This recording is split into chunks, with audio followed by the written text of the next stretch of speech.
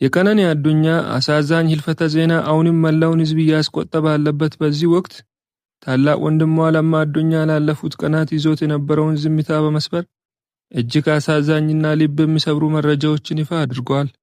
ለማ አዱኛ በሰጠው ምስክርነት ይቱ ቀነኒ በምንም አይነት ሁኔታ ራሷን ለመጉዳት ፍላጎትም ሆነ ሐሳብ እንዳልነበራት ገልጾ አስክሬኑን ቤት ውስጥ በተመለከተበት ወቅት ህይወቷ እንዲያልፍ የተደረገው እዛው እንደሆነ መረዳቱን ገልጿል። የቀነኒ አስክሬን በያኔት ሆስፒታል በኩል አልፎ ወደ ምኒልክ ሆስፒታል ሲወሰድ ቤተሰቦቿ ሳያዩት በምስጢር ሊቀበር ታቅዶ የነበረ ቢሆንም እሱ ግን በጉልበት ሳጥኑን ከፍቶ ለመመልከት በቻለበት ወቅት ይቱ ላይ ምንም አይነት ጭረት ወይም የተሰበረ አጥንት አለመኖሩን አረጋግጧል። ለምን እኛ ሳናይ ሊቀብሯት ፈለጉ የሚለው ጥያቄ እስካሁን መልስ ያላገኘ ሲሆን የመንግስት አካላት ቤተሰቡ ዝም እንዲል ጫና ሲያደርጉባቸው እንደነበረና አሁን ግን እውነታው ለዓለም ይፋ መሆን ስላለበት ድምጹን ለማሰማት መወሰኑን ለማ አዱኛ አስታውቋል።